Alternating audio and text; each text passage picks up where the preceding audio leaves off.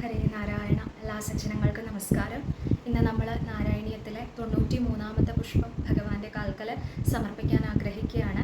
ഭാഗവതം ഏകാദശ സ്കന്ധത്തിലെ ഭഗവത് ഉദ്ധവ സംവാദം എന്ന് പറയുന്ന ഭാഗം ആരംഭിച്ച് ആദ്യം വരണ പ്രകരണം അവധൂതൻ ആ മഹാരാജാവിനായിക്കൊണ്ട് പറഞ്ഞു കൊടുക്കണ 24 ഗുരുക്കന്മാരെ കുറിച്ചുള്ള ഭാഗമാണ് വളരെ ഭംഗിയായിട്ട് മേൽപ്പത്തൂര് ഈ ദശകത്തിൽ സംഗ്രഹിച്ചിട്ടുള്ളത്. അപ്പോൾ ഈ ഭാഗവതി ഭഗവാന്റെ കാൽക്കൽ ഭംഗിയായി സമർപ്പിക്കാൻ എല്ലാ സജ്ജനങ്ങളും അനുഗ്രഹിക്കണമെന്ന് പ്രാർത്ഥിക്കുന്നു. അഖിലാനപരാധാന്മേ ക്ഷമസ്വ കരുണാനിധേ പ്രസീദ മദ്ഗുരോ നാഥ ജനകായ നമോ നമ.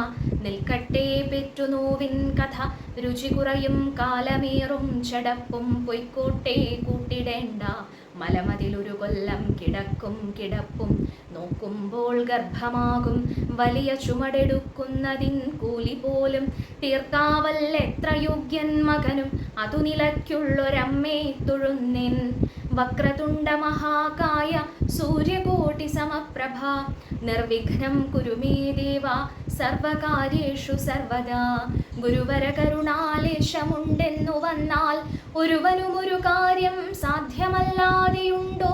പരമതിലൊരു ദൈവം മറ്റെനിക്കില്ല പാർത്താൽ പരമശിവനതാം ആചാര്യനെ കൈ തൊഴുന്നിൻ. ഓം ജനകായ നമ.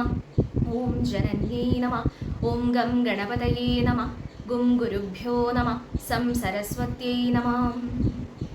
പീതാംബരം കരവിരാജിത ശംഖചക്ര കൗമോദകീ സരസിജം കരുണാസമുദ്രം രാധാസഹായം അതിസുന്ദര മന്ദഹാസം വാതാലയേശമനിശം ഹൃദി ഭാവയാമി.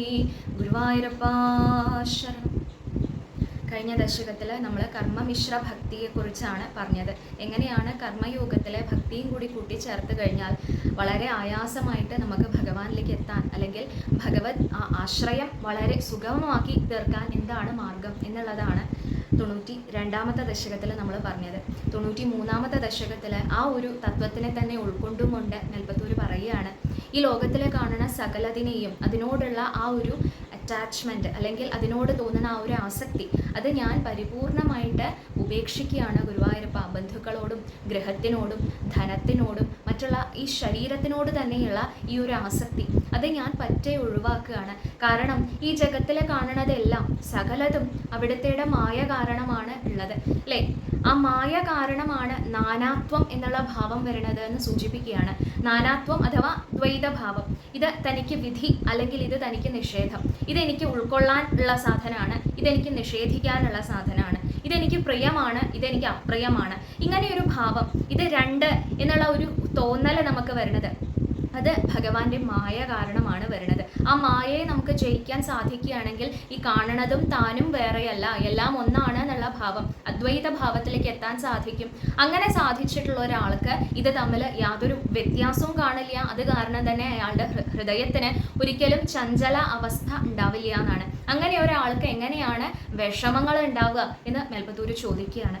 പിന്നെ പറയുകയാണ്, ഈ കാണുന്ന ലോകത്തിൽ കാണുന്ന സകല ജീവജാലങ്ങളും അവരെല്ലാവരും പൈതാഹങ്ങൾ തീർക്കാൻ വേണ്ടിയിട്ട്, അതായത് വിശപ്പ് ദാഹം മുതലായിട്ടുള്ള ഈ ശരീരത്തിൻ്റെ പ്രാരബ്ധങ്ങൾ അതിനെ തീർക്കാൻ വേണ്ടിയിട്ട്, ജീവൻ നിലനിർത്താൻ വേണ്ടിയിട്ട് മാത്രമാണ് ജീവിക്കുന്നത്. ജീവിതത്തിൻ്റെ യഥാർത്ഥ രഹസ്യം എന്താണെന്നോ ലക്ഷ്യം എന്താണെന്നോ ഇതൊന്നും അവർക്ക് അറിയാനുള്ള യാതൊരു വഴിയില്ല. എന്നാൽ പിന്നെയും അത് സാധിക്കുന്നത് മനുഷ്യൻ എന്നുള്ള രൂപത്തിൽ ഒരു ജീവി വരുമ്പോൾ മാത്രമാണ്. എന്നാൽ തന്നെ ഈ ഒരു അറിവ് കിട്ടുക എന്ന് പറഞ്ഞാൽ ദുർലഭമാണ്. ഇനി ഈ മനുഷ്യന് തന്നെ അവനവൻ്റെ തന്നെ ശത്രുവായിട്ടും മിത്രമായിട്ടും വർത്തിക്കാൻ പറ്റും എന്ന് മേൽപ്പത്തൂര് പറയുകയാണ്. എന്താ പറയണത്?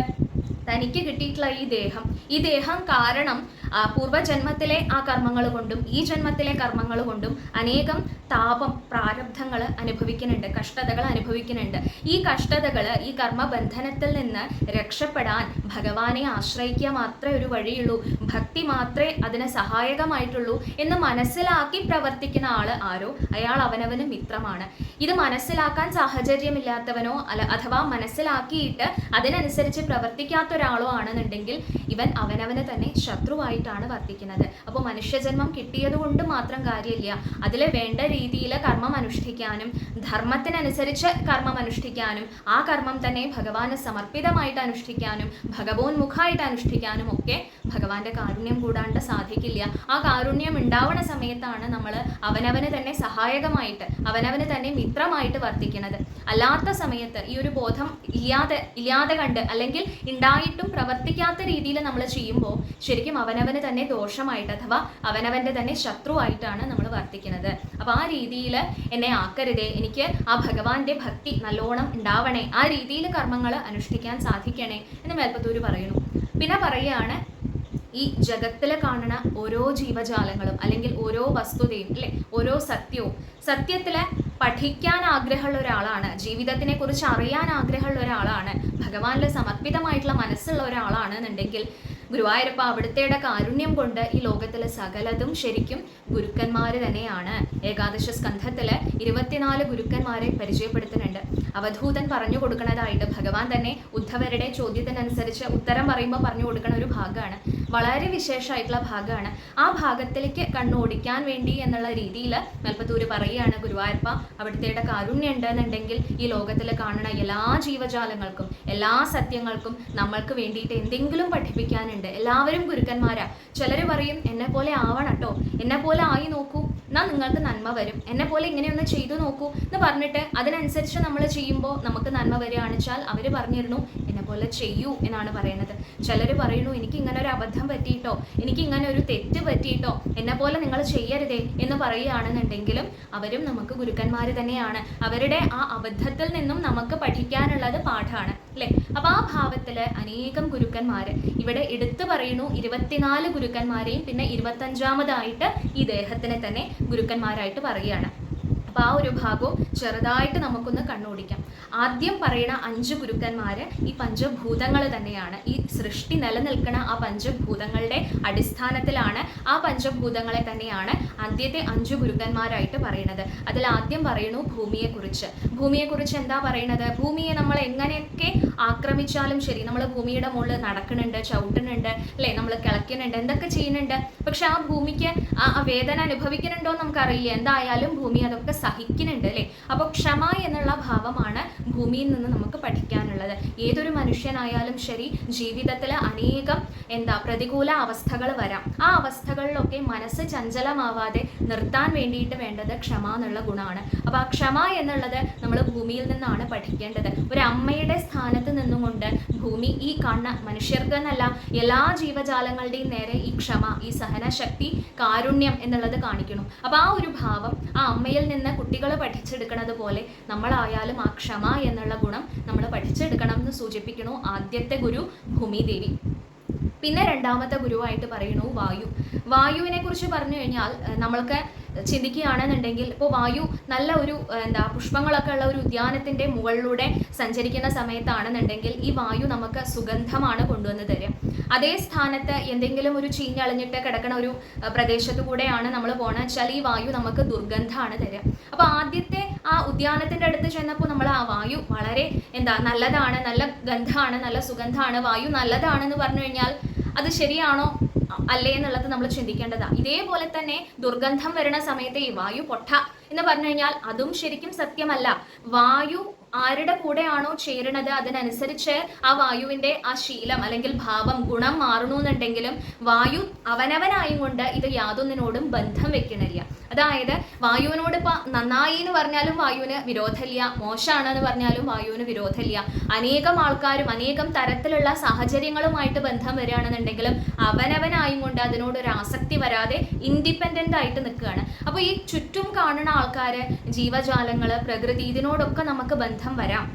അതിനനുസരിച്ച് നല്ല രീതിയിലും നല്ലതല്ലാത്ത രീതിയിലും നമ്മുടെ മനസ്സ് ഉലയും ചെയ്യാം. പക്ഷെ അതിലൊന്നും ബന്ധം വരാതെ കണ്ട് എല്ലാറ്റിനും വിരക്തനായി നിന്നും കൊണ്ട് ഇതൊന്നും തന്നെ ബാധിക്കണില്ല എന്നുള്ള ഭാവത്തിൽ നിൽക്കാനാണ് വായു നമ്മളെ പഠിപ്പിക്കുന്നത്. വലിയൊരു പാഠമാണ് അല്ലേ.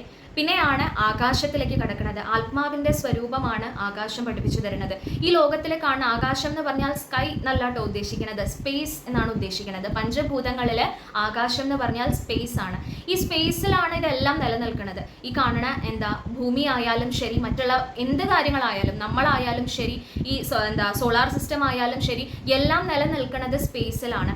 അപ്പോൾ ഇതേപോലെ തന്നെ അത് ആത്മാവിന്റെ സ്വരൂപമാണ്. ഈ ആത്മാവ് തന്നെയാണ് സകല ജീവജാലങ്ങളിലും ഉള്ളത്.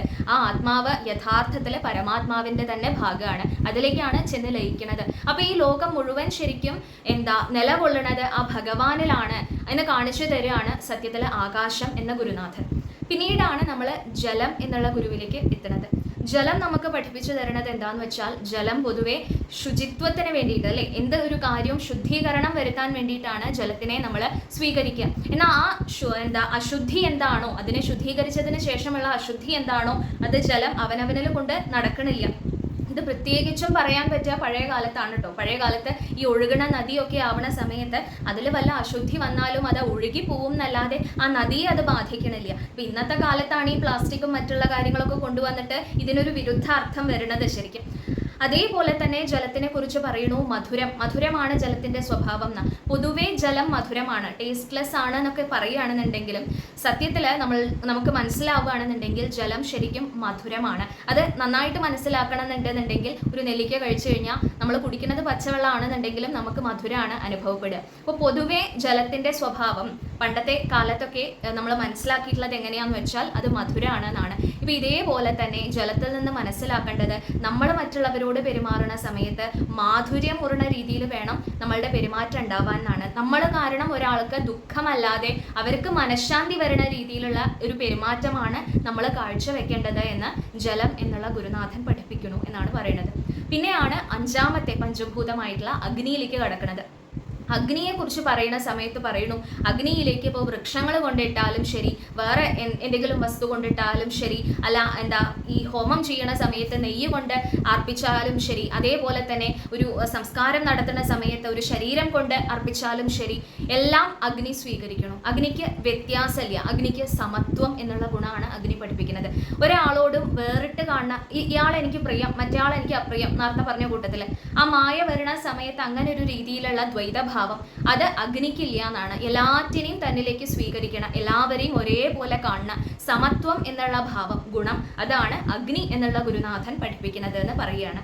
പിന്നീടാണ് സൂര്യന്മാരിലേക്ക് കടക്കുന്നത്. അപ്പൊ 5 ഗുരുക്കന്മാർ കഴിഞ്ഞു. ഇനി ചന്ദ്രനെ കുറിച്ച് പറയുകയാണ്. ചന്ദ്രനെ കുറിച്ച് പറയുകയാണെങ്കിൽ നമ്മൾ കണ്ടിട്ടുണ്ടാവും, ഈ ചന്ദ്രന്റെ കലകള് വർദ്ധിച്ച് വരിക, അല്ലെങ്കിൽ ക്ഷയിച്ച് വരിക, അല്ലെ, എന്നിട്ട് പൗർണമിയാവും, അത് കഴിഞ്ഞിട്ട് വീണ്ടും ക്ഷയിച്ച് വന്നിട്ട് പിന്നെ അമാവാസിയാവും, പിന്നെയും വർദ്ധിക്കും, ഇങ്ങനെ നമ്മൾ കാണാറില്ലേ. അപ്പൊ ശരിക്കും പറഞ്ഞാൽ ഈ ഒരു ലക്ഷണം ഇത് ചന്ദ്രന്റെ സ്വതവേയുള്ള ഗുണമല്ല, നമ്മൾ കാണുമ്പോൾ നമ്മൾക്ക് അങ്ങനെ തോന്നണതാണ്, അല്ലെ. അപ്പൊ ഇന്നത്തെ ശാസ്ത്രവശമായിട്ടൊക്കെ ചിന്തിക്കുകയാണെന്നുണ്ടെങ്കിൽ അത് മനുഷ്യന് തോന്നണതാണ്. ചന്ദ്രന് സത്യത്തിൽ യാതൊരു മാറ്റവും വരണില്ല. ഇതേപോലെ തന്നെ ആത്മാവിന് യാതൊരു മാറ്റവും വരണില്ല. ശരീരം, ഈ ദേഹത്തിനാണ് മാറ്റം വരുന്നത്, ദേഹിക്കല്ല മാറ്റം വരുന്നത്.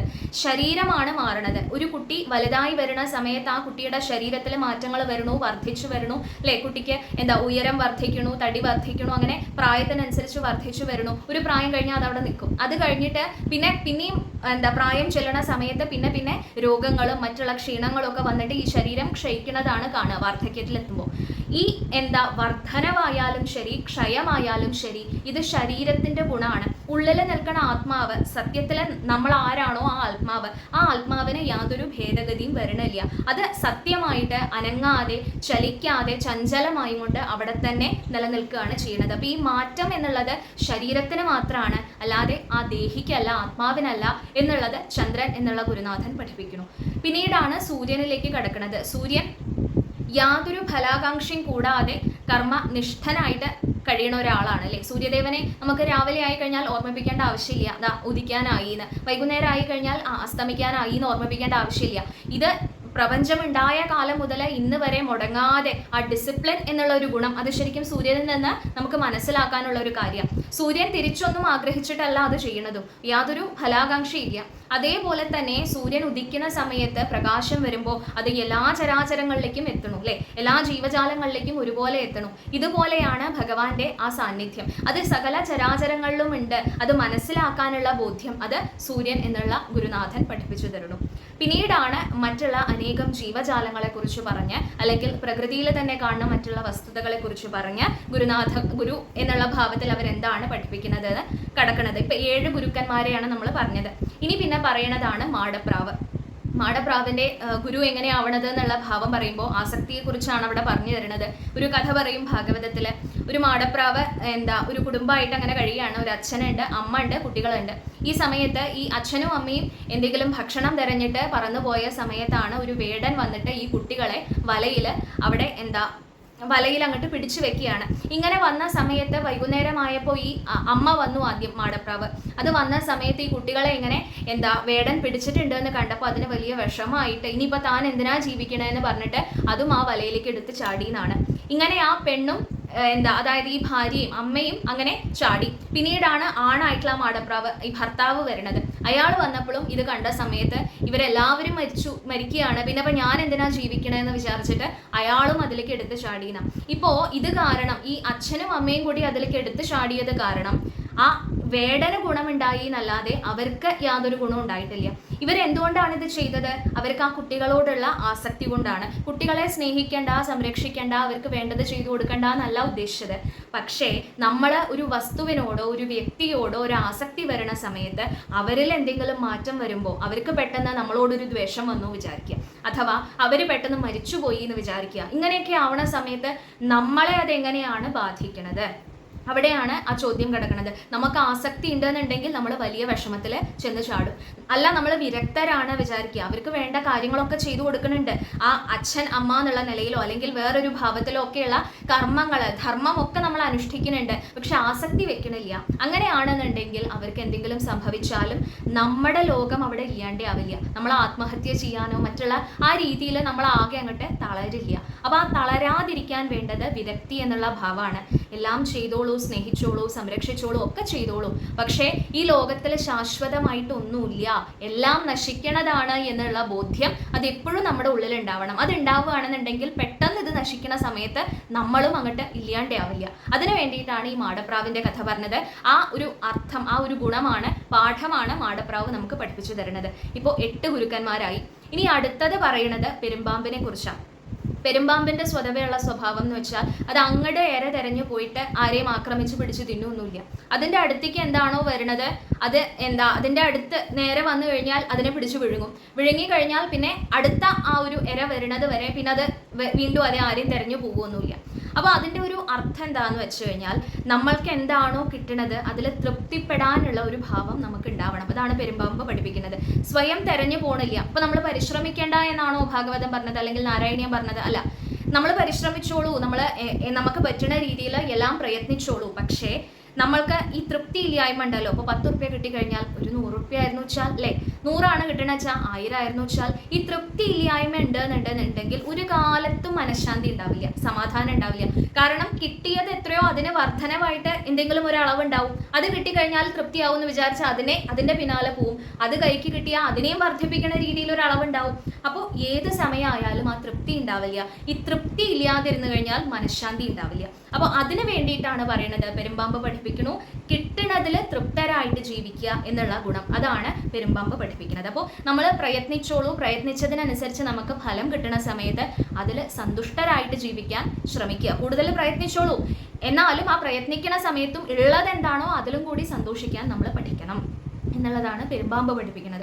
പിന്നീട് സമുദ്രത്തിനെ കുറിച്ച് പറയുകയാണ്. സമുദ്രം പഠിപ്പിക്കുന്ന പാഠം സമുദ്രത്തിന്റെ ആഴാണ്, അല്ലെ? എത്ര നദികളാണ് സമുദ്രത്തിൽ വന്ന് ചേരുന്നത്. പക്ഷേ സമുദ്രം എവിടെയും ഈ നദിയെ എനിക്ക് ഉൾക്കൊള്ളാൻ അങ്ങോട്ട് സ്ഥലമില്ല, അങ്ങനെ എവിടെയെങ്കിലും പറയുന്നത് കേട്ടിട്ടുണ്ടോ? ഇല്ല. സമുദ്രത്തിന്റെ ആഴം വിശാലം, അല്ലെ? വിശാലമാണ് സമുദ്രം.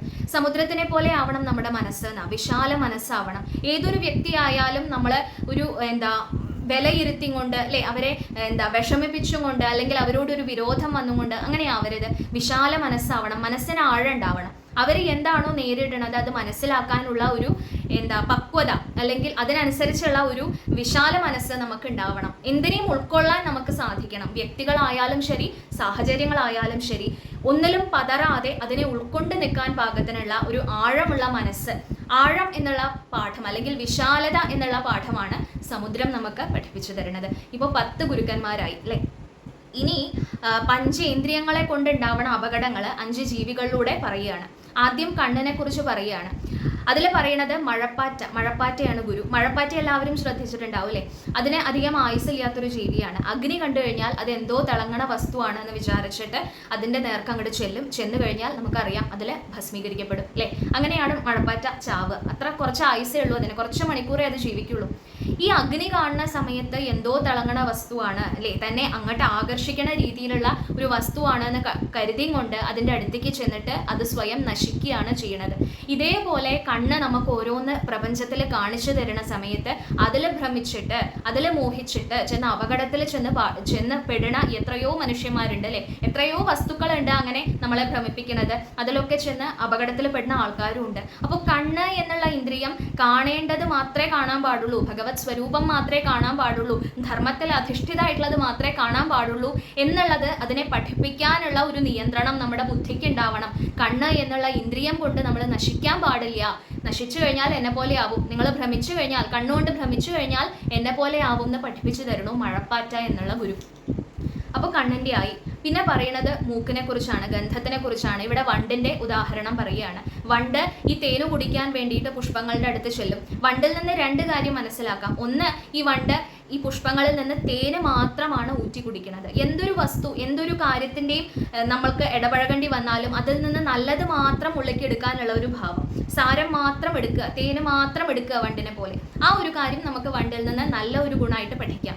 ഇനി ഇന്ദ്രിയത്തിന്റെ അപകടം കാണിച്ചുകൊണ്ടാണെന്നുണ്ടെങ്കിൽ ഈ തേൻ ഇങ്ങനെ കുടിച്ച് ആസ്വദിച്ചിരിക്കുന്ന സമയത്ത് പെട്ടെന്ന് ഈ പുഷ്പം അങ്ങോട്ട് അടയും അല്ലേ. ആ സമയത്തിന്റെ സമയമൊക്കെ ആയി കഴിഞ്ഞാൽ പെട്ടെന്ന് ഇതങ്ങോട്ട് അടഞ്ഞു കഴിഞ്ഞാൽ വണ്ട് അതിൻ്റെ ഉള്ളിൽ പെട്ടിട്ട് അതിന് ശ്വാസം കിട്ടാതെ അത് ചാവണം. അപ്പൊ ആ ഗന്ധത്തിന്റെ പിന്നാലെ പോയിട്ട് അത് നശിക്കുകയാണ് ചെയ്തത്. നേരത്തെ കണ്ണിന്റെ പറഞ്ഞതുപോലെ തന്നെയാണ് ഇവിടെ മൂക്കിന്റെ കാര്യം പറയുന്നത്, നാസികയുടെ കാര്യം പറയുന്നത്. ഗന്ധത്തിന്റെ പിന്നാലെ പോയി കഴിഞ്ഞാൽ ഉള്ള അപകടത്തിനെ കുറിച്ച് പറയുന്നത് മനുഷ്യനായാലും മനസ്സിലാക്കേണ്ടതാണ്.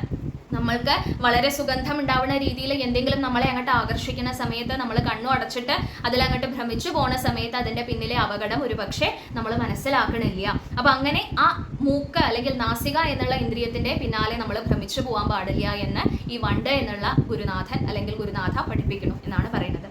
പിന്നെ ഈ തേനീച്ചയെ കുറിച്ച് പറയുന്നുണ്ട്. ഇത് ഈ സ്വരൂപിച്ചു കൂട്ടേണ്ട കാര്യം പറഞ്ഞ സമയത്ത് ഈ തേനെടുത്തിട്ട് തേനീച്ചയായാലും ശരി പുഷ്പങ്ങളിൽ ചെന്ന് തേന് ശേഖരിക്കും. എന്നിട്ട് ശേഖരിച്ചിട്ട് അത് അതിൻ്റെ കൂട്ടിൽ കൊണ്ടുപോയിട്ട് അല്ലേ, തേനീച്ച കൂട് കണ്ടിട്ടില്ലേ, അതിങ്ങനെ ശേഖരിച്ച് വെക്കും. അവസാനം എന്താ ഉണ്ടാവുക, ഒരു കരടിയോ അല്ലെങ്കിൽ ഒരു മനുഷ്യനോ വന്നിട്ട് ഈ തേന് മുഴുവൻ എടുത്ത് അങ്ങോട്ട് കൊണ്ടുപോകും അല്ലേ. ഒന്നെങ്കിൽ കരടിയാണെന്നുണ്ടെങ്കിൽ തേന് കുടിക്കും, മനുഷ്യനാണെന്നുണ്ടെങ്കിൽ ഇതെടുത്ത് കൊണ്ടുപോയിട്ട് വ്യാപാരത്തിനും മറ്റുള്ള കാര്യങ്ങൾക്കൊക്കെ ഉപയോഗിക്കും. അതാണ് ചെയ്യുക. അപ്പോൾ ഈ ശേഖരിച്ച് വെച്ച തേനീച്ചയോ അല്ലേ, അതേപോലെ തന്നെയാണ് മനുഷ്യനും. നമ്മളിങ്ങനെ നമ്മൾ പ്രയത്നിച്ച് ധനത്തിൻ്റെ മുകളിൽ മാത്രം കണ്ണു വെച്ചുകൊണ്ട് മറ്റുള്ള കാര്യങ്ങളൊക്കെ മറന്നുകൊണ്ട് അല്ലേ, കുടുംബം, മറ്റുള്ള എല്ലാ കാര്യങ്ങളും, ധർമ്മം, ഇതൊക്കെ ഉപേക്ഷിച്ചും കൊണ്ട് ധനം എന്ന് മാത്രം ചിന്തിച്ച് നമ്മൾ സ്വരൂപിച്ചു കൂട്ടും. ഒരു ഭൂമികുലുക്കോ അല്ലെങ്കിൽ വേറെ എന്തെങ്കിലും വന്നു കഴിഞ്ഞാൽ, ഒരു പ്രളയോ എന്തെങ്കിലും വന്നു കഴിഞ്ഞാൽ ഈ സ്വരൂപിച്ചു കൂട്ടിയത് മുഴുവൻ അങ്ങോട്ട് നശിക്കാൻ, ഒരു കോവിഡ് അല്ലേ, ഒരു മഹാമാരി, ഇതൊക്കെ വന്നു കഴിഞ്ഞാൽ ഇത് മുഴുവൻ നശിക്കാൻ അത്ര നേരെ വേണ്ടുള്ളൂ. അല്ലെങ്കിൽ ഒന്നും വേണ്ട, നമ്മളൊന്നങ്ങോട്ട് ഇത്ര ഇങ്ങനെ ശേഖരിച്ച് വെക്കുന്ന സമയത്ത് പെട്ടെന്ന് ഒരു ദിവസം കുഴഞ്ഞു വീണ് മരിച്ചു. ആ ശേഖരിച്ച് വെച്ച ധനം നമുക്ക് ആസ്വദിക്കാനോ ഉപയോഗിക്കാനോ സാധിച്ചോ ഇല്ല. അപ്പോൾ അത് അത്രയേ ഉള്ളൂ. ജീവിതം എന്ന് പറഞ്ഞു കഴിഞ്ഞാൽ അത്രയേ ഉള്ളൂ. അത്ര നിസ്സാരമാണ് ജീവിതം എന്നുള്ളത്. അപ്പോൾ അത് കാരണം തന്നെ ഇങ്ങനെ ശേഖരിച്ച് കൂട്ടി വെക്കാനല്ല, ധർമ്മത്തിലൂടെ ധനം നമ്മൾ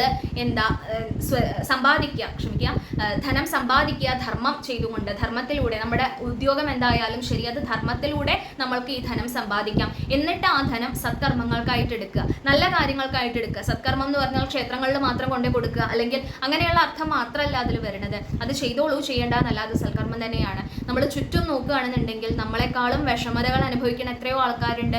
രോഗം മൂലം, വേറെയുള്ള പല കാരണങ്ങൾ കാരണം. ഇപ്പം നേരത്തെ പറഞ്ഞതുപോലെ എന്തെങ്കിലും അപകടങ്ങൾ വരുമ്പോൾ, ഭൂമികുലുക്കം, അങ്ങനെയുള്ള ഈ അപകടങ്ങളൊക്കെ വരുന്ന സമയത്ത് എല്ലാം നഷ്ടപ്പെടുന്ന ആൾക്കാരുണ്ട് അല്ലെ. എത്ര ആൾക്കാരുണ്ട്. അവർക്കൊക്കെ ഒരു ഇത്തിരി സഹായം നമ്മുടെ ഈ ധനം കൊണ്ട് ചെയ്യുകയാണെന്നുണ്ടെങ്കിൽ അത് ധർമ്മമാണ്. ആ ധനം കൊണ്ട് ഒരു ഉപയോഗം ഉണ്ടായി. ഇല്ലെങ്കിൽ അത് വെറും കടലാസിന്റെ വില മാത്രമേ ഉള്ളൂ. ഈ ശേഖരിച്ചു കൂട്ടി അത് ഉപയോഗിക്കാതെ വെക്കുകയാണെന്നുണ്ടെങ്കിൽ ഇതിന് വെറും കടലാസിന്റെ മൂല്യം മാത്രമേ ഉള്ളൂ. അപ്പൊ തേനീച്ച പഠിപ്പിച്ചു തരുന്നു, ഇങ്ങനെ നിങ്ങൾ ശേഖരിച്ചു കൂട്ടിയിട്ട് മാത്രം കാര്യമില്ല, അത് ധർമ്മത്തിൽ സമ്പാദിക്കുക, അതേപോലെ ധർമ്മത്തിന് തന്നെ ഉപയോഗിക്കുകയും ചെയ്യുക. അതാണ് തേനീച്ച നമുക്ക് പഠിപ്പിച്ചു തരുന്നത്. പിന്നീട് ആ പഞ്ചേന്ദ്രിയങ്ങളുടെ ആ കണ്ടിന്യൂഷനിൽ തന്നെ പോണ സമയത്ത് ത്വക്ക് എന്നുള്ള ഇന്ദ്രിയത്തിന്റെ ആ അപകടം കാണിച്ചുകൊണ്ടാണ് ആനയുടെ ഉദാഹരണം. ആനയാണ് ഗുരുനാഥൻ. ഈ പിടിയാനയുമായിട്ട് സംയോഗിക്കാം എന്നുള്ള ആ ആശ കാരണം അതിൽ ഭ്രമിച്ചും കൊണ്ട് ഈ ആന ഈ കുഴിയിൽ വന്ന് ചാടുന്നതും ഈ കുഴിയിൽ വീണിട്ടുള്ള ഈ ആനയെ പിടിച്ചു കൊണ്ടുപോയിട്ട് പിന്നെ ഉപദ്രവിക്കുകയും കാര്യങ്ങളൊക്കെ ചെയ്യണത് ആ രീതിയിലാണ്. അപ്പൊ ആന ആ അപകടത്തിൽ ചെന്ന് ചാടണത് ശരിക്കും ത്വക്ക് എന്നുള്ള ഇന്ദ്രിയം അതിനെ നിയന്ത്രിക്കാൻ സാധിക്കാത്തത് കാരണമാണ്. ആ ത്വക്ക് എന്നുള്ള ഇന്ദ്രിയം കൊടുക്കണ ആ ഒരു സുഖം അതിൽ ഭ്രമിച്ചും കൊണ്ടാണ് ശരിക്കും ഇതിൽ ചെന്ന് ചാടണത്. അപ്പോൾ കാമാസക്തിയിൽ നിന്ന് നമുക്ക് എങ്ങനെ അതിൽ ചെന്ന് പെടാനും പാടില്ല, അതിൽ നിന്ന് രക്ഷപ്പെടണം, അത് എങ്ങനെയാണ് എന്നുള്ളതാണ്. അല്ലെങ്കിൽ അത് ചെയ്തിട്ടില്ല എന്നുണ്ടെങ്കിൽ എന്ത് അപകടമാണെന്നുള്ളതാണ് ഈ ആന എന്നുള്ള ഗുരുനാഥൻ പഠിപ്പിച്ചു തരുന്നത്. പിന്നീട് ഇപ്പൊ നമ്മൾ കണ്ണിന്റെ കാര്യം പറഞ്ഞു, മൂക്കിന്റെ കാര്യം പറഞ്ഞു, ത്വക്കിന്റെ കാര്യം പറഞ്ഞു. പിന്നെ പറയുന്നതാണ് ചെവി. ഈ സംഗീതം, മറ്റുള്ള വാദ്യം, ഇങ്ങനെയുള്ള പാട്ട് കാര്യങ്ങളൊക്കെ കേട്ട് കഴിഞ്ഞാൽ അത് വെച്ചും കൊണ്ട് അല്ലെങ്കിൽ അതിനെ അങ്ങനത്തെ ശബ്ദങ്ങൾ പുറപ്പെടുവിച്ചിട്ടാണ് മാനിനെ ആകർഷിക്കുക, മാനിനെ പിടിക്കാൻ വേണ്ടിയിട്ട് ആകർഷിക്കുക എന്നാ പറയുക. അപ്പൊ ഈ മാന ഈ ശബ്ദങ്ങൾ കേൾക്കുന്ന സമയത്ത് അത് എവിടുന്നാ വരുന്നത് എന്ന് നോക്കി പോയി ഏതെങ്കിലും കുഴിയിൽ ചെന്ന് ചാടും, അതിൽ നിന്ന് മനുഷ്യൻ അതിനെ പിടിച്ചുകൊണ്ടുപോകും. ഇങ്ങനെയാണ് പതിവ്. അപ്പോൾ ഈ ശബ്ദം എന്നുള്ള ആ ഒരു ആകർഷണം ചെവി എന്നുള്ള ഇന്ദ്രിയത്തിനെ നിയന്ത്രിക്കാൻ സാധിക്കാത്തത് കാരണം അപകടത്തിൽ ചെന്ന് പെടുകയാണ് മാൻ എന്നുള്ള ഗുരുനാഥൻ. അപ്പോൾ പറഞ്ഞു തരികയാണ്, നിങ്ങൾക്ക് കേൾക്കാൻ പാടില്ലാത്ത ശബ്ദങ്ങൾ നിങ്ങൾ കേൾക്കാൻ പാടില്ല എന്ന് ഓർമ്മിപ്പിച്ചുകൊണ്ടാണ് മാൻ എന്നുള്ള ഗുരുനാഥൻ വരുന്നത്. അത് കഴിഞ്ഞിട്ടാണ് പിന്നീട് അവസാനം നാവ് എന്നുള്ള ഇന്ദ്രിയം അല്ലെ. നാവാണ് നമുക്ക് എല്ലാവർക്കും ഏറ്റവും ബുദ്ധിമുട്ട് നിയന്ത്രിക്കാൻ അല്ലെ. ഇഷ്ടമുള്ള ഭക്ഷണം ശരീരത്തിന് എത്ര അപകടമായാലും ശരി, നാവിനെ സന്തോഷിപ്പിക്കാൻ വേണ്ടി മാത്രം നമ്മളത് ഭക്ഷിക്കുന്നുണ്ട്. അതേപോലെ തന്നെ പറയണത് എത്ര വലിയ അസത്യമായാലും ശരി, പറയണതും കേൾക്കണതും ആനന്ദകരമാണെന്ന് മനസ്സിലാക്കിക്കൊണ്ട് നമ്മൾ എത്ര വലിയ പരദൂഷണം വേണമെങ്കിലും നമ്മൾ പറയും ചെയ്യും. ഈ നാവിനെ കൊണ്ട് രണ്ട് അപകടമാണ്. ഈ നാവിന്റെ പിന്നാലെ പോയിട്ട് നിങ്ങൾ അപകടത്തിൽ പെടരുത് എന്ന് സൂചിപ്പിക്കുന്ന ജീവിയാണ് മത്സ്യം. മത്സ്യത്തിനെ പിടിക്കാൻ വേണ്ടിയിട്ട് ആ മത്സ്യത്തിന് ഇഷ്ടമുള്ള രീതിയിലുള്ള എന്തെങ്കിലും ഭക്ഷ്യവസ്തു ആവും വെക്കുക. അതിൽ കണ്ട് ഭ്രമിച്ചിട്ട് ഈ മത്സ്യം അതിനെ ചെന്ന് പിടിക്കുന്ന സമയത്ത് ഈ ചൂണ്ടലെടുത്തും കൊണ്ട് അതിനെ ആ അപകടത്തിലാക്കിയില്ലേ, അതിന്റെ ജീവൻ അവിടെ കഴിഞ്ഞു ആ വെള്ളത്തിൽ നിന്ന് എടുത്തു കഴിഞ്ഞാൽ. അപ്പൊ ഇതേപോലെ നമ്മൾ നാവിന്റെ പിന്നാലെ പോയിട്ട്, രുചിന്റെ പിന്നാലെ പോയിട്ട് നിങ്ങൾ അപകടത്തിൽ ചെന്ന് ചാടരുത് എന്ന് ഈ മത്സ്യം എന്നുള്ള ഗുരുനാഥനും നമ്മളെ പഠിപ്പിക്കണം. ഇപ്പോൾ എല്ലാം കൂടി 16 ഗുരുക്കന്മാര് കഴിഞ്ഞു അല്ലെ. സൂര്യൻ, ചന്ദ്രൻ, പഞ്ചഭൂതങ്ങൾ 7ആയി, പിന്നെ മാടപ്രാവ്, അത് കഴിഞ്ഞ് പെരുമ്പാമ്പ്, സമുദ്രം, പിന്നെ 5 ഇന്ദ്രിയങ്ങളുടെ പറഞ്ഞത്, പിന്നെ പോരാത്തതിന് തേനീച്ചയുടെയും പറഞ്ഞു. 16 ഗുരുക്കന്മാർ ഇപ്പൊ കഴിഞ്ഞു. ഇനി പറയുന്നത് പിങ്കള എന്നുള്ള വേശ്യാസ്ത്രീ എനിക്ക് പഠിപ്പിച്ചു തന്ന പാഠം എന്നാണ്. പിങ്കള വേശ്യയായിരുന്നു. അനേകം പുരുഷന്മാരുടെ കൂടെ ആ സംയോഗം വന്നിട്ട് അങ്ങനെ കഴിഞ്ഞിരുന്ന ആ കാലത്തും അതെ ഈ പിങ്കള ഒരു ദിവസം മനസ്സിലാക്കിയെന്ന കുറേ കാലം കഴിഞ്ഞപ്പോൾ ആരും വന്നില്ല അവളുടെ അടുത്തേക്ക്. അങ്ങനെ വന്ന സമയത്ത് അവള് ഈ ഓരോരുത്തരിലും വെച്ചിരുന്ന ആ കാമന, ആസക്തി, അത് എല്ലാം നിഷ്ഫലാണെന്ന് അവൾ മനസ്സിലാക്കിയ സമയത്ത് അവൾ തിരിച്ചറിഞ്ഞു എന്നാണ്, തനിക്ക് താൻ മാത്രമേ ഉള്ളൂ, ഈശ്വരൻ മാത്രമേ ഉള്ളൂ. ആ ബോധ്യത്തോടു കൂടി എല്ലാറ്റിലും വിരക്തി വന്നിട്ട് അവൾ സന്യാസിനിയായി തീർന്നു. സുഖമായിട്ട് അന്ന് അവൾക്ക് കിടന്നുറങ്ങാൻ സാധിച്ചു എന്നാണ്. ഒന്നിലും ആസക്തി വെക്കാതെ, കാമാസക്തിയിൽ നമ്മൾ പെടാൻ പാടില്ല, വിരക്തി ഉണ്ടാവണം എന്ന് കാണിച്ചു തരുന്ന ഗുരുനാഥയാണ് പിങ്കള എന്നുള്ള ഗുരുനാഥ. പിന്നീട് പറയുന്നതാണ് കുരരപക്ഷി എന്നുള്ള ഗുരുനാഥ. ആ കുരരപക്ഷി ചെറിയൊരു പക്ഷിയാണ്, അടയ്ക്കാക്കുരുവി എന്നൊക്കെ പറയില്ലേ, ചെറിയൊരു പക്ഷിയാണ്. ആ പക്ഷിക്ക് എവിടുന്നോ ഒരു മാംസകഷ്ണം കിട്ടി. ആ മാംസകഷ്ണവും കിട്ടിയിട്ട് അത് പറന്നു പോണ സമയത്ത് എന്താ ഉണ്ടായത് എന്ന് വെച്ച് കഴിഞ്ഞാൽ വലിയ പരുന്തുകളൊക്കെ ഇതിന്റെ പിന്നാലെ കൂടിയാണ്. അപ്പൊ ഈ പരുന്തുകളൊക്കെ ഇതിന്റെ പിന്നാലെ കൂടിയ സമയത്ത് ഇതിനെ ആകെ മനസ്സിലായില്ല എന്നാണ്. എന്തിനപ്പം എന്റെ പിന്നാലെ വരുന്നത്, ഞാൻ ഇതിന് ഭക്ഷണമല്ല, ഞാൻ അതിനെ ഉപദ്രവിച്ചിട്ടുമില്ല, പിന്നെ അപ്പൊ എന്തിനാ ഇത് എന്റെ പിന്നാലെ വരണമെന്ന് വിചാരിച്ചു. എന്തായാലും അത് പറന്നു, പിന്നാലെ ഈ പക്ഷികളും പറന്നു. അങ്ങനെ പോണ സമയത്ത് പെട്ടെന്ന് ഇതിന്റെ വായെന്ന് ആ മാംസകഷ്ണം താഴെ വീണുപോയി. താഴെ വീണിട്ടും ഇത് ഇങ്ങനെ പറഞ്ഞുകൊണ്ടിരിക്കുക, പിന്നാലെ ഇത് വരുന്നുണ്ടല്ലോ വലിയ പക്ഷികൾ എന്ന് വിചാരിച്ചിട്ട്. കുറച്ച് കഴിഞ്ഞ് തിരിഞ്ഞു നോക്കിയപ്പോൾ വലിയ പക്ഷികളൊന്നുമില്ല. അപ്പോഴാണ് അതിന് മനസ്സിലായത്, ഇത് എന്നെ ലക്ഷ്യം വെച്ചിട്ടായിരുന്നില്ല ആ പക്ഷികൾ വന്നിരുന്നത്, എൻ്റെ വായയിലുള്ള മാംസകഷ്ണം ലക്ഷ്യം വെച്ചിട്ട്. അപ്പോൾ ആ മാംസകഷ്ണം അങ്ങോട്ട് വീണപ്പോൾ ഇതിനുള്ള അപകടവും തീർന്നു. ഇതേപോലെയാണ് നമ്മളുടെ കയ്യിൽ എന്താണോ ആ വസ്തുക്കളുടെ പിന്നാലെയാണ് നമ്മുടെ ചുറ്റും മിത്രങ്ങളായിട്ട് കാണുന്ന പൊതുവെയുള്ള ആൾക്കാരെല്ലാവരും. അതിൽ നമ്മൾ ഭ്രമിക്കരുത്. അപ്പൊ ആ വസ്തുവിനെ അങ്ങോട്ട് ഉപേക്ഷിച്ചു നോക്കൂ, എന്നാൽ പിന്നെ ഈ ആൾക്കാരുമായിട്ടുള്ള അപകടവും അതും ഉപേക്ഷിക്കാൻ നമുക്ക് സാധിക്കും, അല്ലെങ്കിൽ ആവശ്യം വരില്ല. ഇപ്പോൾ ധനം എന്നുള്ള ഒരു കാര്യം നമ്മുടെ കയ്യിലുള്ളത് കാരണം നമ്മുടെ ചുറ്റും അപകടമായിട്ട് നിൽക്കുന്ന പല വസ്തുതകളും ഉണ്ട് അല്ലേ. ഇപ്പോൾ മോഷണം അല്ല, ചോരന്മാരുടെ ആ ഒരു ആപത്തുണ്ട്, ബന്ധുക്കളുടെ ആപത്തുണ്ട്, അവരുടെ വൈരാഗ്യം ഉണ്ടാവാനുള്ള കാരണം, വൈരാഗ്യം എന്ന് പറഞ്ഞാൽ വിരക്തി എന്നുള്ള അർത്ഥത്തിലല്ല കേട്ടോ പറഞ്ഞത്, അവരുടെ ദ്വേഷം ഉണ്ടാവാനുള്ള കാരണം, ഇങ്ങനെ പല അപകടങ്ങളും ഇല്ലേ.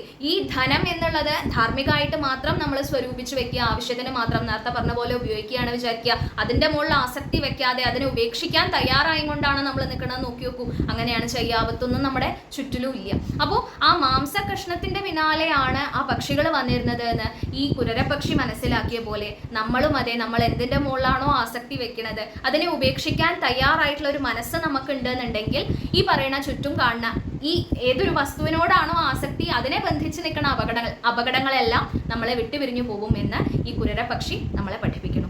ഇപ്പോൾ 18 ഗുരുക്കന്മാരായി. ശിശു, കൊച്ചുകുട്ടി അല്ലെ, ഒരു ചെറിയ കുട്ടിയാണ് വിചാരിക്കുക. ഈ കുട്ടികൾക്ക് എന്തെങ്കിലും ബാധിക്കുന്നുണ്ടോ? അവരെല്ലാ സമയവും സന്തോഷത്തിലാണ്, ആനന്ദത്തിലാണ് അല്ലെ. കരയുന്നുണ്ട്, അത് വേറെ കാര്യം, അത് അവരെ ഒന്നും ബാധിച്ചിട്ടല്ല. അവർക്ക് മായ ബാധിക്കാത്തത് കാരണം ദ്വൈതഭാവമില്ല. കുട്ടി പറയണില്ലേ ഇത് എനിക്ക് ഇഷ്ടമുള്ള ആളാണ്, ഇത് എനിക്ക് ഇഷ്ടമില്ലാത്ത ആളാണെന്നൊന്നും ചെറിയ കുട്ടികൾ പറയില്ല. ശിശുക്കളുടെ കഥയാണ് നമ്മളിവിടെ പറയുന്നത്. അപ്പോൾ ആ കുട്ടിക്ക് എങ്ങനെയാണോ എല്ലാ സമയവും ആനന്ദം, ഹൃദയത്തിൽ ആനന്ദം മാത്രമേ ഉള്ളൂ, ഇതേപോലെ മായ ബാധിക്കണ പ്രായം എത്തിയിട്ടാണെന്നുണ്ടെങ്കിലും ഒന്നും നമ്മളെ ബാധിക്കാത്ത രീതിയിൽ സദാസമയവും ആനന്ദം ഹൃദയത്തിൽ കൊണ്ട് നടക്കാനാണ് ഈ ശിശു എന്നെ പഠിപ്പിച്ചത് എന്നാണ് പിന്നെ പറയുന്നത്. അത് കഴിഞ്ഞിട്ട് ഒരു കന്യകയുടെ കഥ പറയുകയാണ്. ആ കന്യക എങ്ങനെയാണ് ഗുരുവാവണത്? അവളെ പെണ്ണ് കാണാൻ വേണ്ടിയിട്ട് കുറച്ച് ആൾക്കാർ പെട്ടെന്ന് വന്നു എന്നാണ്. ഇപ്പോൾ ഗൃഹത്തിൽ വിചാരിച്ചത്ര ഭക്ഷണം, എല്ലാവർക്കും കൊടുക്കാൻ ഉള്ളത്ര ഭക്ഷണം ഗൃഹത്തിലില്ല. അപ്പോൾ അവൾ ഉള്ളിൽ പോയിട്ട് നെല്ല് കുത്തുകയാണ്. നെല്ല് കുത്തുന്ന സമയത്ത് ഇവളുടെ കൈകളിൽ നിറച്ചു വളകളുണ്ട്.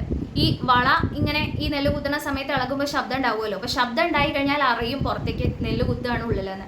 അങ്ങനെ അറിഞ്ഞു കഴിഞ്ഞാൽ അത് തൻ്റെ അച്ഛനമ്മമാർക്ക് നാണക്കേടാണ് അല്ലേ, ഇവിടെ വേണ്ടത്ര ഭക്ഷണം ഇല്ല എന്നുള്ളതല്ലേ അതെന്ന് വരിക. അപ്പോൾ അവൾ എന്ത് ചെയ്തു? അവൾ ആ വളകളൊക്കെ അഴിച്ചു മാറ്റിയിട്ട് 2 കൈയിലും ഓരോ വള മാത്രം ആയ സമയത്ത് ഇപ്പം അത് കൂട്ടിമുട്ടാനുള്ള വകയില്ല. അപ്പോൾ അത് കാരണം നെല്ല് കുത്തുമ്പോൾ പുറത്തേക്ക് അറിഞ്ഞില്ല എന്നാണ്. ഈ ഒറ്റ വളയായ സമയത്ത് അവൾക്ക് ഉദ്ദേശിച്ച കാര്യം നടന്നു എന്നുള്ളതുപോലെ ഈ കന്യക എന്താ പഠിപ്പിച്ചത് എന്ന് വെച്ചാൽ, ഞാൻ എന്നും ഒറ്റയ്ക്ക് സഞ്ചരിക്കണം എന്നാ. മറ്റുള്ള ആൾക്കാരുമായിട്ട് കൂട്ടുകൂടരുത്, അവരുമായിട്ട് ഇടപഴകരുത് എന്നൊന്നും അല്ല പറഞ്ഞത്. വീണ്ടും അതേ ആസക്തിയെക്കുറിച്ചാണ് പറയുന്നത്. എവിടെയും ഒട്ടാൻ പാടില്ല, ബന്ധം ഉണ്ടാവാൻ പാടില്ല. ബന്ധം എന്ന് ഉദ്ദേശിച്ചത് ബന്ധനമായിട്ടുള്ള ബന്ധം ഉണ്ടാവാൻ പാടില്ല, എവിടെയും ഒട്ടാൻ പാടില്ല. എപ്പോഴും ഒറ്റയ്ക്ക് സഞ്ചരിക്കാൻ ഉള്ള ഒരു പ്രാപ്തിയും ഒരു ധൈര്യവും മനസ്സാന്നിധ്യവും ഉണ്ടാവണം. ഭഗവാൻ മാത്രം സന്തത സഹചാരി എന്ന് മനസ്സിലാക്കിക്കൊണ്ട് ഒറ്റയ്ക്ക് സഞ്ചരിക്കാൻ, ജീവിതം എന്നുള്ള ഈ യാത്രയിൽ ഒറ്റയ്ക്ക് സഞ്ചരിക്കാൻ സാധിക്കണമെന്ന് ഈ കന്യകയുടെ വള എന്നെ പഠിപ്പിച്ചു എന്നാണ്. കന്യകയാണ് ഗുരുനാഥയായിട്ട് പറയുന്നത്. പക്ഷേ ഈ ഒരു കഥയിൽ ശരിക്കും അവളുടെ ആ ഒറ്റയ്ക്ക് നിന്നിട്ടുള്ള വളയാണ് ശരിക്കും പാഠം പഠിപ്പിക്കുന്നത്. അങ്ങനെ ആ 2 ഗുരുക്കന്മാരെ കുറിച്ചും കൂടി പറഞ്ഞു. പിന്നെ പറയുന്നതാണ് അമ്പുണ്ടാക്കുന്ന വ്യക്തി.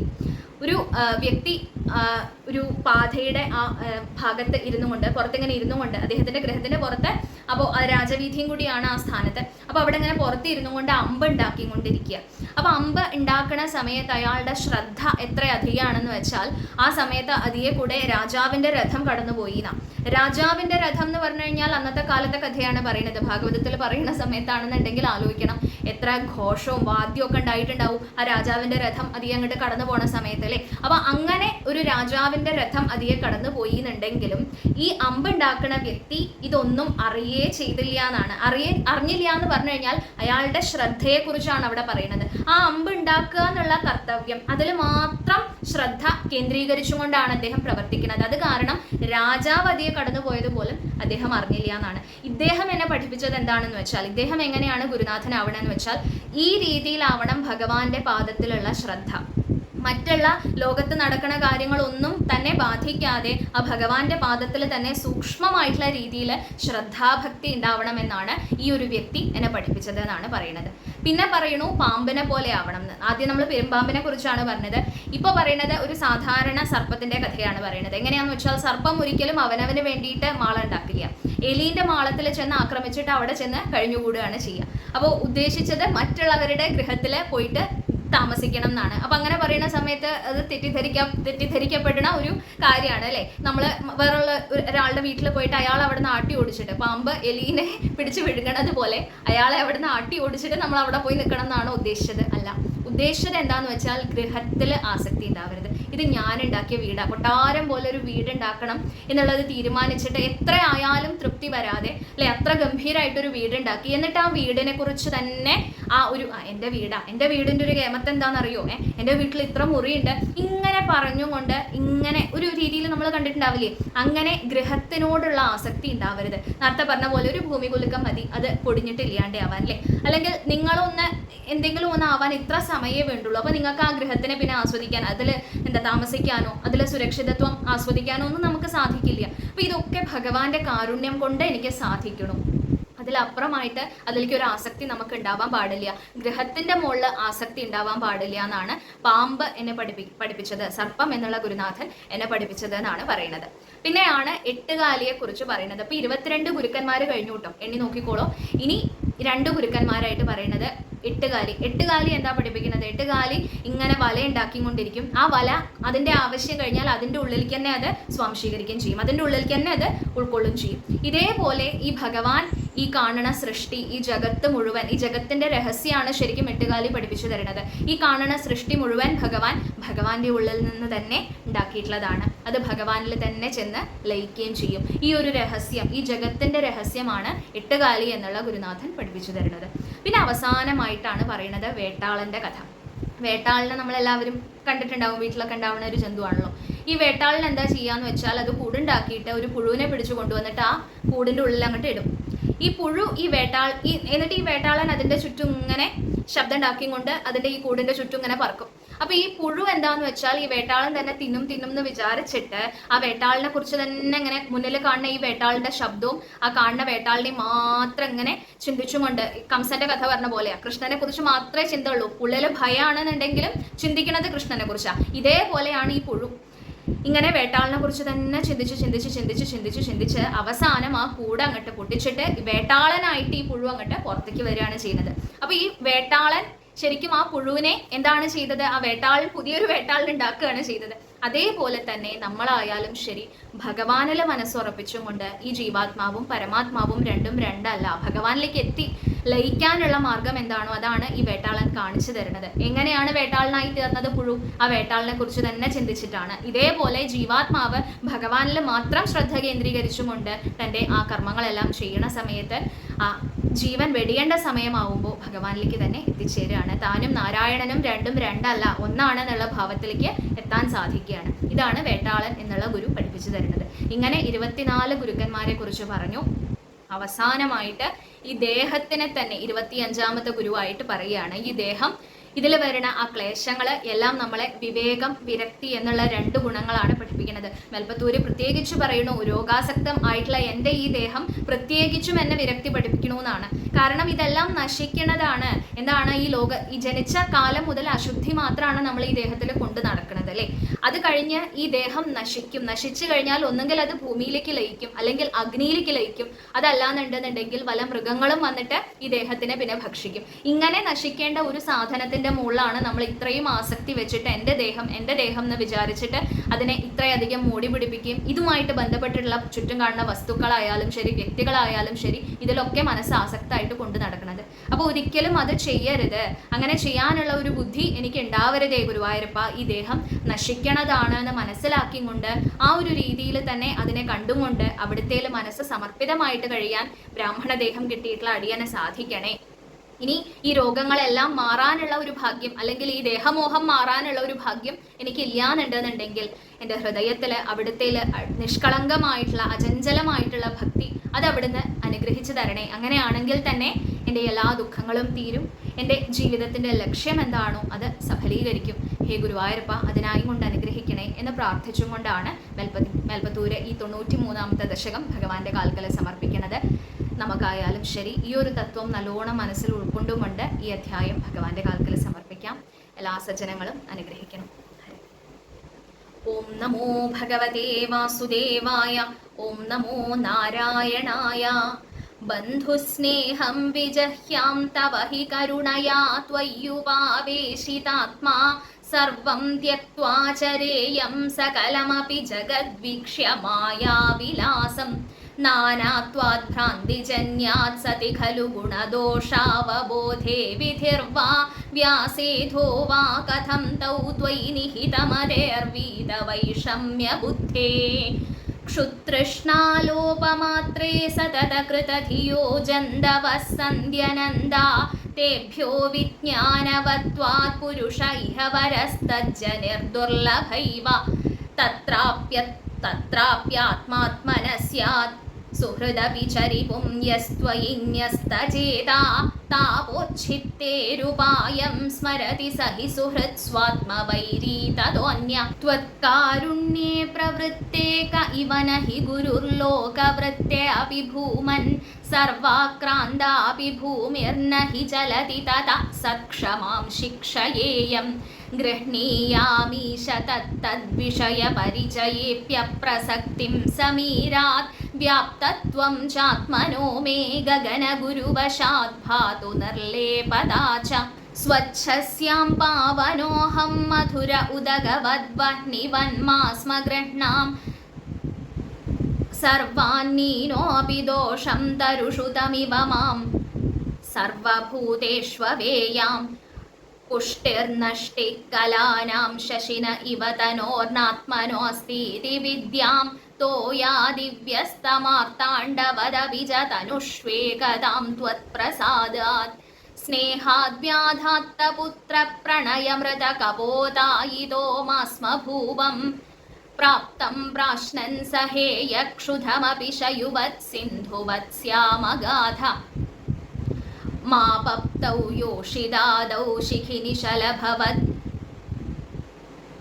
भृङ्गवत्सारभागी भूयासं किन्तु तद्वद्धनचयनवशाद्माहमीश प्रणेशं मा बध्यासं तरुण्या गज इव वशया नार्जयेयं धनोऽहं हर्तान्यस्तं हि माध्वीहर इव मृगवन् मामुहं ग्राम्यगीतैः नात्या सज्जेय भोज्ये च शैव बलिशे पिङ्गळावन्निराशः सुप्यां भर्तव्ययोगात् पुरर इव विभो सामिषोऽन्यैर्न हन्यै वर्तेयत्यक्तमानः सुखमतिशिशुवत् निस्सहायः शरेयं कन्याया एकशेषो वलय इव विभो वर्जितान्योन्यघोष त्वच्चित्तो नावबुद्ध्यै परमिषु कृतिवक्ष्माभृदायानघोषं गेहेष्वन्यप्रणीतेष्वहिरिव निवसान्युन्दुरोर्मन्दिरेषु त्वय्येव त्वत्कृतं त्वं क्षपयसि जगदित्यूर्णनाभात् प्रतीयां त्वच्चिन्ता त्वत्स्वरूपं कुरुत इति दृढं शिक्षये पेशकारं विड्भस्मात्मा च देहो भवति गुरुवरो यो विवेकं विरक्तिं धत्ते सञ्चिन्त्यमानो मम तु बहुरुजा पीडितोऽयं विशेषात् हि मे देहमोहं त्यज पवनपुराधीश यत्कर्म हेतो गेहे वित्ते कळत्रादिषु च विवशिता त्वत्पदं विस्मरन्ति सोऽयं वह्नेषु नो वा परमिषु परतः साम्प्रतं